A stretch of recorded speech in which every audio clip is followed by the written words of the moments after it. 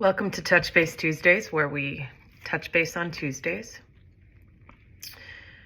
Yesterday, I slammed my hand against the corner of a piece of furniture in my kitchen, and it deeply limited my mobility for the day. I spent the whole day icing it and taking arnica, putting arnica gel on my hand, taking arnica homeopathic tablets. It's much better today, but yesterday evening, I didn't want the restriction to keep me from doing the daily movements I've started doing more consistently in my life.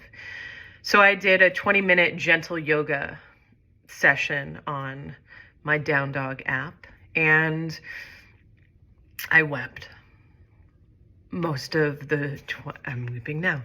I wept most of the 20 minutes, and I realized that I just was carrying a lot of grief. And I could feel in my body the heavy of what happened and is happening in Rafah and what continues to happen all over the world. And it was just wild to see how much our bodies carry and hold, how much grief.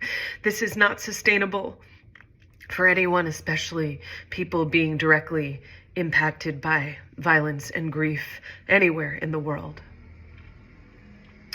And I was thinking a lot about how on Sunday evening I was having a conversation with a close friend, and we were talking about what's happening in Palestine and Israel, what has been happening, and how, with all good reason, our focus must be there and so many other places, and how many awful things the United States government has managed to slip under the radar,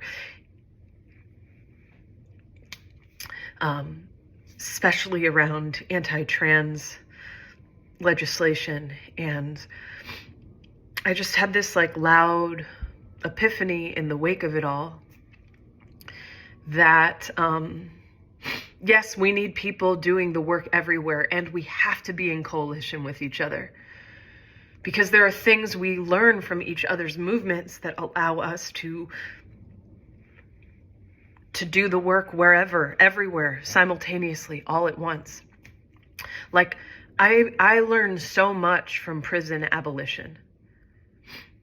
I live in a country where mass incarceration is catastrophic, but I believe it is possible to have a world without prisons. You might think I'm out of my mind for believing that, but I feel it in my bones. It's possible. And so the kind of imagination and creativity required to consider that it is possible to have a world without prisons, that strengthens a muscle in me. And then I take that to other movement work. What I learn about trans liberation, what I learn from trans liberation work, rather, is to push beyond a binary in this world. And then I take that elsewhere. And so I don't really know how this connects to the gentle yoga weeping. Usually when I'm performwant and I have a set list go rogue, I like to find a way to connect it. I'll even do that in therapy, and then we talk about it in therapy, how I want to bow on it. So I don't know how it all connects, except that I don't know. It's just too much grief and too much loss and too much violence and too much unnecessary death. And so how can we soften and expand and strengthen our hearts to hold all of it everywhere at once by being in coalition with each other and learning from each other's movements and applying that? And that's what makes it possible to do all the liberation work at once.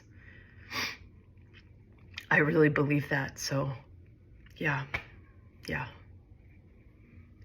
That's all I got. Dibarti. Take care. It's gross it's not gross that I cry, but maybe I should have spared you the sucking in of my snot. Okay, we're done.